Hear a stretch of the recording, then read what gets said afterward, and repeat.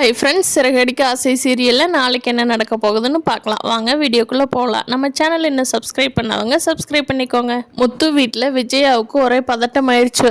ஐயோ, சிந்தாமணி வச்சுருந்த பணத்தை இவங்க கண்டுபிடிச்சி எடுத்துகிட்டு வந்துட்டாங்களா?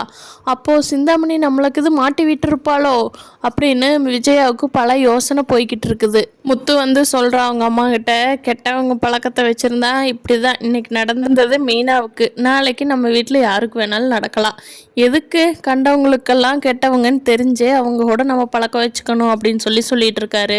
இந்த சமயத்தில் ரோஹிணி வந்து விஜயாவுக்கு சப்போர்ட் பண்ண மாதிரி பண்ணால் அத்தையோட மனசை மாற்றிடலான்னு நினச்சிட்டு ரோஹிணி சப்போர்ட் பண்ணுறாங்க. அதுக்கு விஜயா இடம் கொடுக்கவே இல்லையே.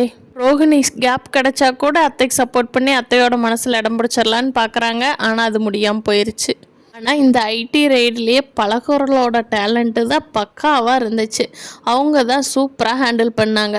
மீனாவுக்கு இந்த ஆர்டர் போனால் பரவாயில்ல, அவங்க இன்னும் அடுத்தடுத்த ஆர்டர் பிடிச்சி நம்ம சிந்தாமணிக்கு ஆப்போசிட்டாக பெரிய ஆளாக தான் வளர போகிறாங்க. மீனா வந்து பணம் கிடைச்ச விஷயத்த அவங்க தங்கச்சி சீதாட்ட சொல்கிறாங்க. சீதா, பணம் கிடைச்சிருச்சுடி, உன்னோட ஃப்ரெண்டு கொடுத்தாங்கன்னு சொன்னேன் இல்லையா, அவங்களுக்கு போய் தேங்க்ஸ் சொல்லிவிட்டு அந்த பணத்தை திருப்பி கொடுத்துட்டு வந்துடலாம், வா சீதான்னு கூப்பிட்றாங்க.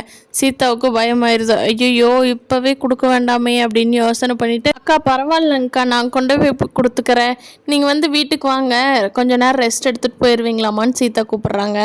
சீதா இப்படி சொல்லவும் மீனாவுக்கு டவுட் ஆயிடுது. இல்லையே, சீதா நார்மலாக பேசலையே, வேற என்னமோ மாதிரி பேசுகிறாளே அப்படின்னு யோசனை பண்ணிக்கிட்டு இருக்காங்க. சீதா அருணை தான் லவ் பண்ணுறாருங்கிற விஷயம் மீனாவுக்கு முத்துக்கு இனி வரப்போகிற எபிசோடில் தெரிய போகுது. அது வரைக்கும் பொறுத்திருந்து பார்ப்போம். தேங்க்யூ.